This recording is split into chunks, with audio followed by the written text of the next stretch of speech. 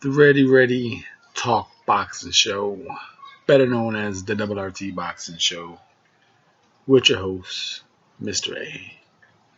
Thank you for tuning in. Once again, new viewers, thank you for giving me a chance. And this is Errol Spence, Shawn Porter, full card talk. Just talk about the card. It's a pretty nice card review considering you go probably just the four. It should be a four card.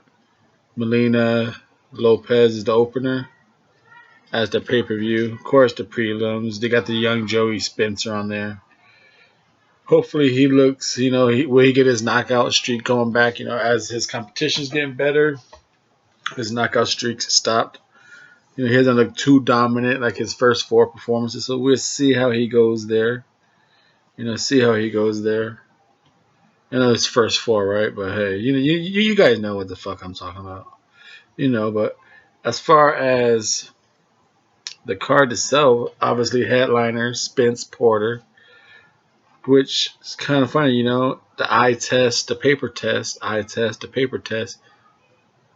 Doesn't Shawn Porter win the paper test and the facts and or regardless of what you see on paper, Spence done it a little quicker. But the resume, that's all on his own. Then you got Benavidez and Darrell. I think that has potential to be a really good fight. You got the Mario Barrios against Batar Akamov. Was it Akamedov? That's interesting. Again, with the opener of Lopez and Molina. Robert Guerrero's sprinkled up in there, so nice little fan frenzy with a whole bunch of. It was like including Joey Spencer, 1, 2, 3, 4, 5, 6, 7, 8, 9, like 9 future prospect fighters. So this card is deep as fuck. I think in the movie theaters, it's a 6-hour card. I think it is. $20 in the movie theaters. I think it was AMC, $20. I think so. Anyway, you got Lopez and Molina. Does the loss really do anything to these guys unless they just get fucked up health wise? As long if they're out there doing their thing, because Molina's gonna bring that. I'm thinking Lopez might be a little favored in this fight. He's the taller, better boxer, traditionally wise. Better movement, probably the distance and the jabbing. Molina just has that rugged overhand sweeping. Oh, that fucking Hellmaker shit. So that should be interesting how that play out. Like, hopefully Molina doesn't look like gets too many shots. Hopefully it doesn't go out like Virgil Ortiz and Mauricio Marrera. Hopefully it's not one of those moments for Molina where it's just, hey, you know what, finally that time is time.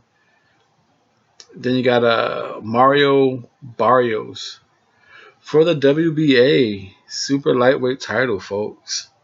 Just vacant, just sitting there against Batar Akhmedov. It's one of those quiet 7-0 Eastern Europeans. Where exactly is? I watched this dude fight, catch up on him, see what he's about. Doing Uzbekistan's, man. Russia now. He's staying. That movement he possessed to him. Mario Barrios with the height advantages. They both these guys like to sit there and admire their punches a little bit too long for me. So that's gonna be an interesting fight. With Virgil Hunter in the corner, it's hard for me to see Mario not using his natural attributes of the height and jab. to control this fight. But then again, like this is the trickier, I would say the most confident, trickier.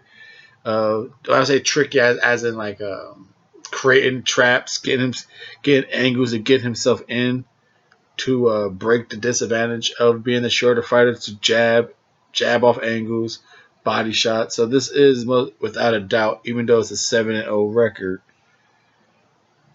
no doubt that this is Mario Barrios' toughest fight.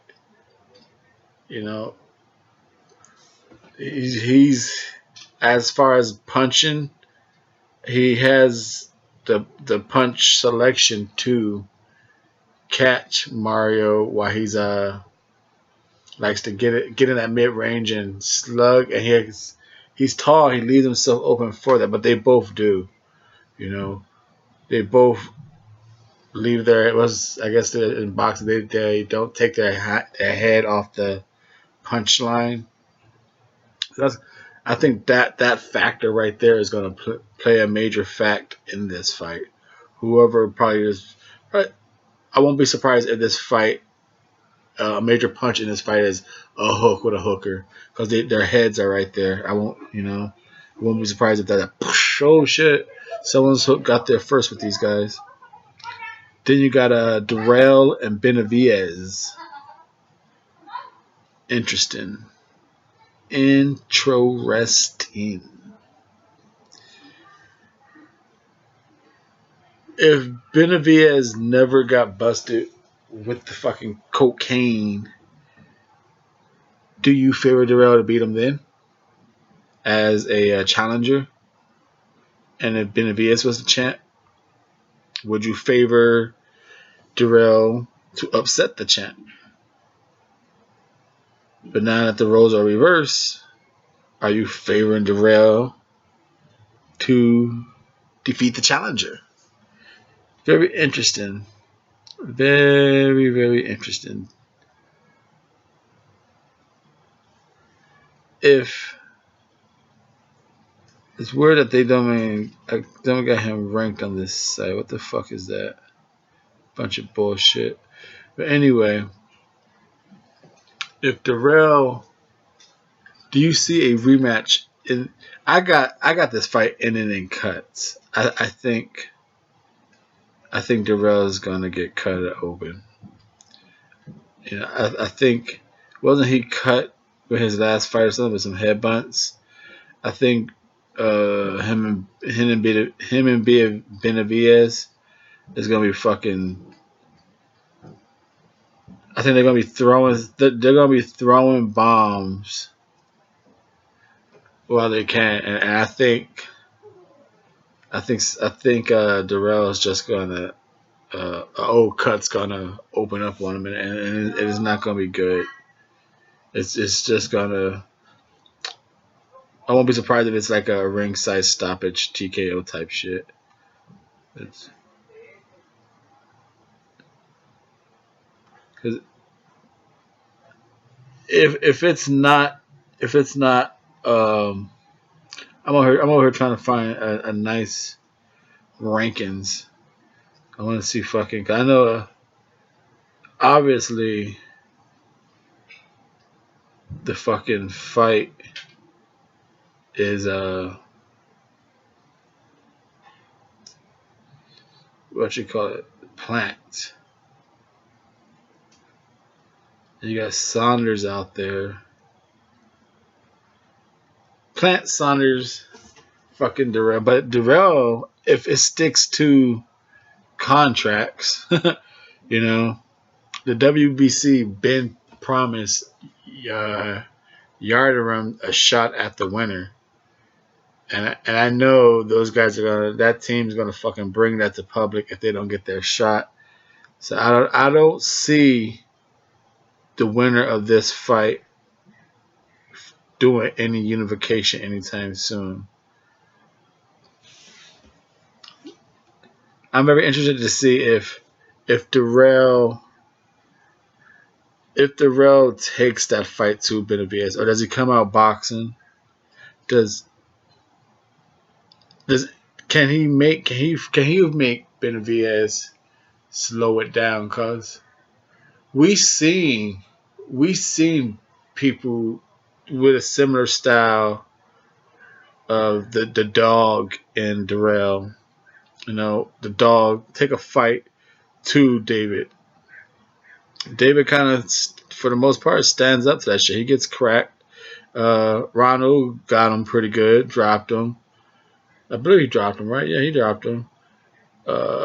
Porky, for what it was worth, he took the fight to David. So as far as what Darrell is best known for, the walk you down, take a fight to you, break you down. We've seen fighters apply that somewhat to Benavidez.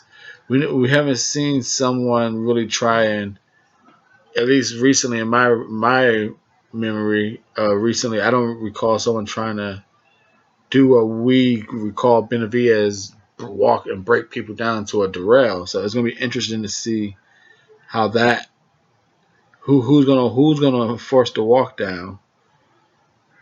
6'2" with Darrell, 6'1" and a half. So the heights there, it's kind of basically with the 74 and a half to 77. I think if Benavidez is pumping that shotgun jab, if it, Benavidez just don't got no little touch him jab. He's out there fucking, he's hitting with it. So I just see inside and hard hitting in this fight with cuts. I think Darrell's just something's gonna reopen on him. I hope it's not. I hope it actually gets down to a good ass fight, because I can see Benavidez Machismo getting him, just trading it out with him, and all of a sudden just ding, catching one from Darrell. I can see Darrell just chinning Benavidez in a while. Hey, chin him, a fight just lands one, and at the same time I can see Benavidez overpowering Darrell, because Darrell, he didn't look too promising against Abraham Hahn. That wasn't like it was surprisingly a little challenging. He won it in the end rounds, but it's like, was it due to inactivity or just Han brung it? So I'm thinking I'm going on that fight. If I think Han could kind of take a fight to Darrell, a move like that, I think Benavidez should be able to, but at the same time, I'm interested to see if Darrell can take a fight to him like Darrell. When do we see Darrell really walk around, back foot jabbing and moving? It'd be interesting to see if he has that in him still. He has it in him, but he just came accustomed to just dogging people. Who's gonna enforce the dog in that fight? Very interesting. Very interesting. I still got a funny feeling cuts is gonna play a factor in that fight. And then you got the main event itself, man. So again, you got Josecito Lopez. Before we go over the rule, this is the Double RT Boxing Show. You just tuned in for the very first time. Hope you are entertained. Like I said, this is just a full card talk. It's not quite ready saying who's gonna win. Not a pick 'em. It's just a full card coverage. What we think of it. Good fights. Good fights. Josecito Lopez Molina, good opener. You can't really say anyone's job's on the line. As long as they come out healthy on that fight and cool, someone's if it's in it, it's a good card opener, so they should get another fight regardless win or lose. Mario Barrios and Akamirov, vacant WBA super lightweight. Hook for a hooker in that fight, I think. Two interesting fighters. Best fight of their career right here for a belt. Not a give me. It's actually a 50-50 fight. Like I said, I think it's going to be a hook for a hooker fight in that fight. And then you got Darrell and Benavidez. Who's going to bring out the dog in each other? Whose dog going to bite the hardest, I should say, because they both know they're bringing it. So interested in that one. Then you got the headliner, Porter and Spence.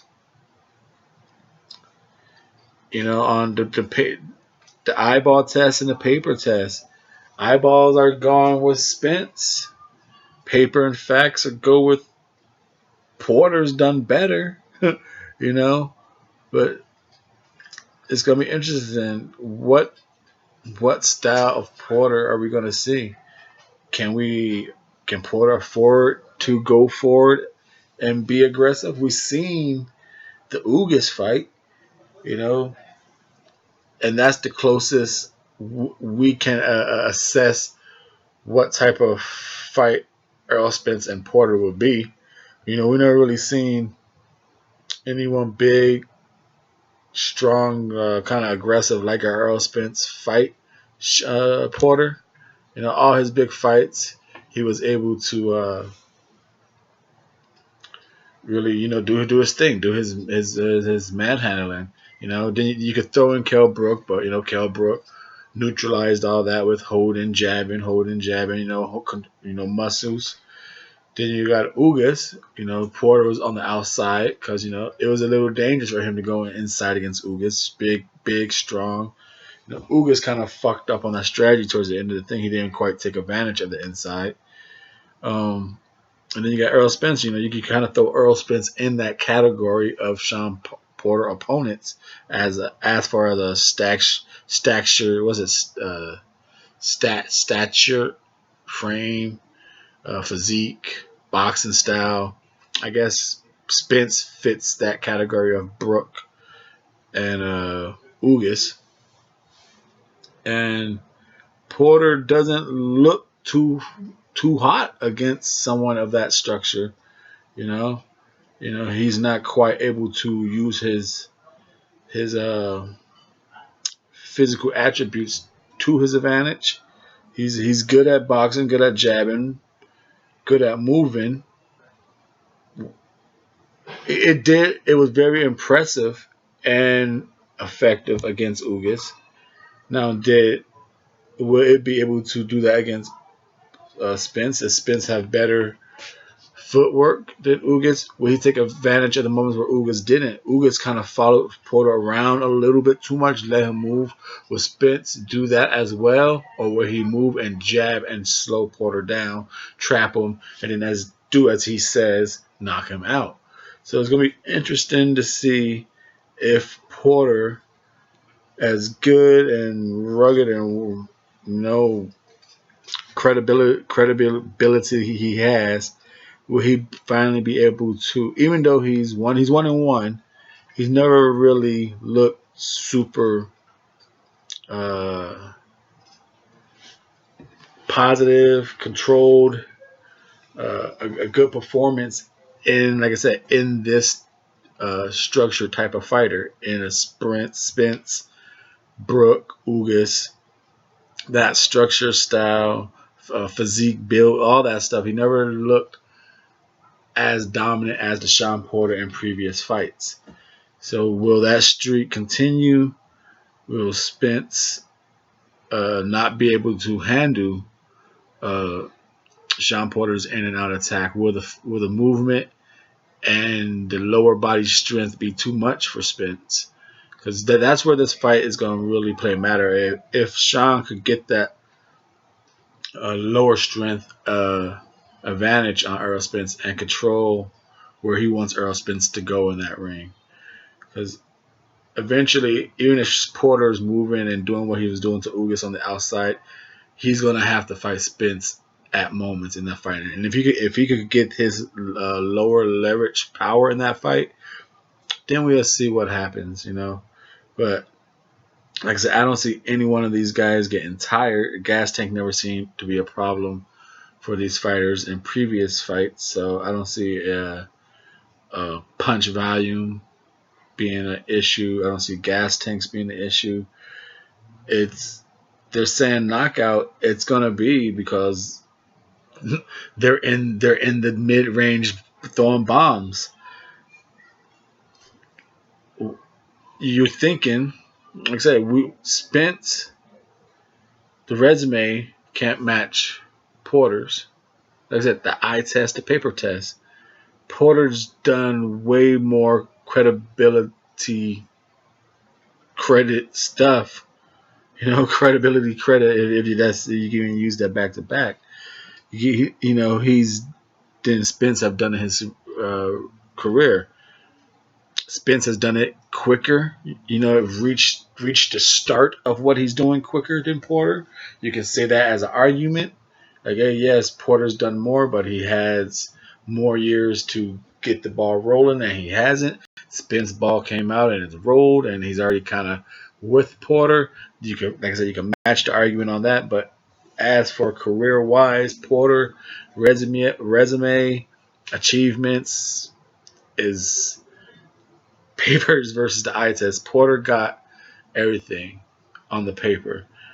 And eye test, we see, for the most part, we see Spence as the favorite to win this fight. Is it because Spence is Spence? It's what he does, the power inside fighting game, or is it because it's that style of Ugas and Brooke? I picked Ugas to win against Shawn Porter because of the structure of Spence and Brooke in that style. I think it's hard. As good as Shawn Porter is being rough and rugged, it's hard for him against someone who's physically strong, willing to welcome him inside.